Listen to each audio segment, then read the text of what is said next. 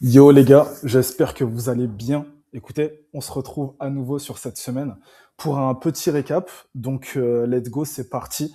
Je vous avoue que je finis cette semaine avec un léger moins 1%. Personnellement, mon ressenti, c'est qu'il n'y avait pas particulièrement plus d'opportunités que ça, en vérité, si je dois être honnête avec vous.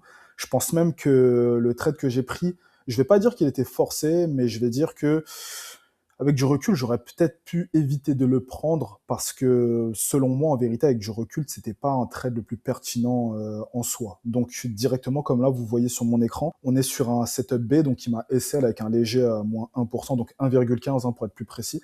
Et c'est vraiment le seul trade que j'ai pris de la semaine. Donc, on le voit ici, hein, et je vais pouvoir aussi vous le montrer donc sur mon FTMO. Mais du coup, voici le trade et voici la petite note que j'ai mis. Donc voilà, sur le principe en soi, pour moi, le trade, il est censé. Mais après coup, comme je le disais, je me demande s'il n'y a pas un petit peu de FOMO par rapport à ça, parce que selon moi, en fait, on respecte pas la structure 1 heure et on respecte pas, du coup, la fameuse zone premium discount par rapport au Fribo. Donc pour moi, tout ça, c'est à prendre en compte. Donc comme d'hab, je mets un petit peu ma charte en higher time frame, donc D1, H4, et directement, on va passer sur du 1 heure. Pour être honnête avec vous, parfois, j'ai du mal vraiment à définir ma structure par rapport au marché. Je m'explique. Pour moi, là, on voit clairement que là, on était haussier. On avait le low, le high, on vient break, on a de nouveau le low, le high, on est haussier. Là, on voit qu'on vient break à ce niveau-là. Mais en fait, quand je suis devant la charte, je me dis, OK, je vois bien que c'est ce high-là qui vient créer le low. Est-ce que pour autant, je dois considérer que là, du coup, on vient de nouveau break et qu'on est bullish? Ou est-ce que je dois considérer que pour moi, ce mouvement-là, c'est un mouvement complet 1 heure?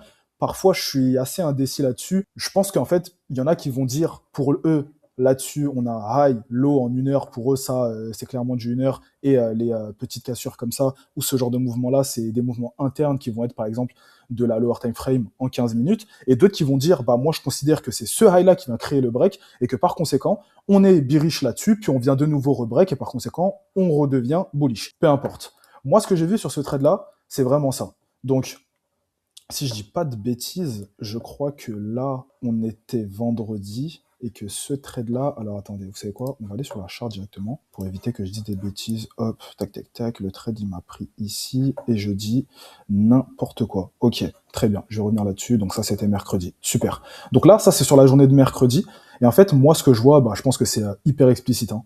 Je vois qu'ici, on vient créer des liquidités. Donc je place ma ligne de liquidité, je vois qu'en dessous, il reste un petit peu d'imbalance à venir combler, du moins sur la 15 minutes, je vois cette belle zone-là en M15, boum boum, je mets comme ça. Ce qui m'embête un peu, c'est ce que j'avais dit lors d'une précédente vidéo, c'est que voilà, je me fais déclencher pendant la nuit, et en fait, aucun moyen de gestion possible, et de toute façon, j'ai SL genre direct. J'ai pas été un seul moment en positif. Il faudra peut-être que j'aille voir en 1 heure ou quoi, mais pardon, en 1 minute ou quoi, mais là, on voit clairement que je me suis fait défoncer directement et que là, bah, tout simplement, on réagit, du moins sur ma zone 1 heure, mais bon, pour l'instant, il n'y a pas de mouvement clair. Donc ça, c'est le seul trade que j'ai pris, et en vérité, je pense que j'aurais pu éviter de le prendre, parce que comme je vous ai dit, quand on regarde sur le 1 heure et qu'on se dit, bah, par exemple, là, j'ai mon low et là, j'ai mon high, qu'on trace un Fibo, là, on retrace peut-être au 38%, 40%.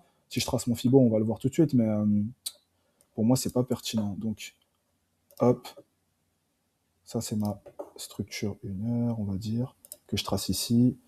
C'est absolument ça. Vous voyez, le trade, en fait, ouais, on est dans mes 0,38. L'idée, ça aurait été d'attendre, pourquoi pas aller cette zone-ci ou voir celle d'en dessous, vous voyez.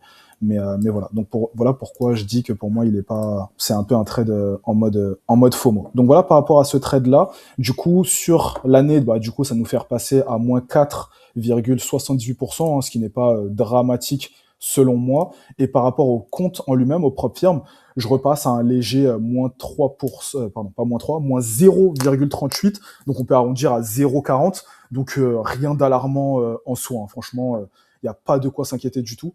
Et voilà par rapport à ça, tout simplement. Maintenant, la dernière fois, j'avais dit que j'aimerais bien faire avec vous une forme d'analyse sur la semaine à venir, et je vous avoue que je l'ai faite en amont, dans le sens où j'ai regardé les charts, etc., et je suis assez perplexe parce que pour moi, le marché redevient un peu, je ne vais pas dire dégueu, hein, c'est pas vraiment le mot, mais on va dire vraiment assez indécis. Dans le sens où, comme je vous l'ai dit, partons du principe que là, on est bullish avec ce low-là, ce high-là. Donc en soi, je vais peut-être pouvoir le modifier ici, hop, et dire que là, on est bullish. Pour moi, là, je vous avoue, j'ai pas 12 000 scénarios. Pour moi, soit on revient ici pour repartir, sinon, j'en sais rien. Je vais pas vous mentir, Je sais pas du tout, je vais vraiment m'adapter en fonction de ce que le marché va me faire, mais sinon, j'ai pas particulièrement de visibilité là-dessus. Je me dis que peut-être, avant de drop, il pourrait peut-être d'abord venir chercher ces niveaux-là, parce qu'il y a beaucoup d'imbalance à venir récupérer, peut-être avant de drop, ou pourquoi pas même continuer son mouvement. Donc on va dire qu'on a trois scénarios, allez, peut-être même quatre scénarios possibles,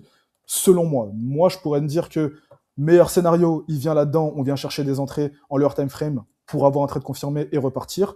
Secondement, il pourrait aussi venir réagir ici, combler ici, avant de venir chercher la zone 1 heure, ou tout simplement venir ici et complètement repartir à la hausse et continuer son mouvement haussier par rapport à ça, s'il vient continuer à prendre de l'imbalance et continuer son mouvement haussier et peut-être aller chercher des zones bien plus hautes. Sinon, il peut aussi descendre, drop complètement. Ça va être mes quatre gros scénarios, mais disons que moi, je préférerais le voir réagir dans ma zone 1 heure, chercher des confirmations à leur time frame pour pouvoir rentrer de façon safe, tout simplement.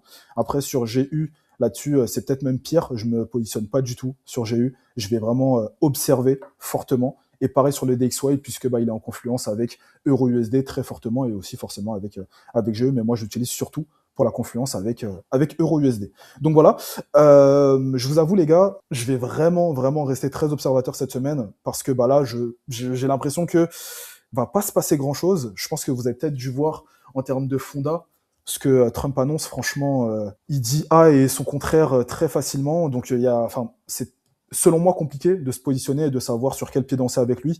Donc restons observateurs et attendons vraiment des setups A. Je pense que là sur les semaines à venir, je vais vraiment me concentrer là-dessus sur vraiment ce mois d'avril et j'espère les mois suivants. Et je pense que c'est le mieux à faire. Et voilà. Donc j'ai pas grand chose d'autre à partager, à dire ou quoi, mais voilà où on en est en tout cas. Donc, phase 1 du prop firm FTMO, on est à moins 0,4, donc on est quasiment à break-even. Hein. Voilà par rapport à ça, petite semaine à moins 1%. J'ai pris un trade qui peut être considéré comme forcé, mais qui selon moi est un peu FOMO et qui pour moi, hein, est censé certes, mais fondamentalement manque de pertinence. Et voilà par rapport à ça. Écoutez les gars, je vais pas vous faire perdre plus de temps. Je pense que les vidéos à rallonge, ça va 2 minutes. Et puis voilà, j'ai hâte de voir ce que cette semaine nous réserve. Écoutez, respectez votre plan. On est ensemble, il n'y a pas de raison qu'on n'y arrive pas. Donc force à nous les gars. Je vous souhaite une très très bonne semaine. Salut.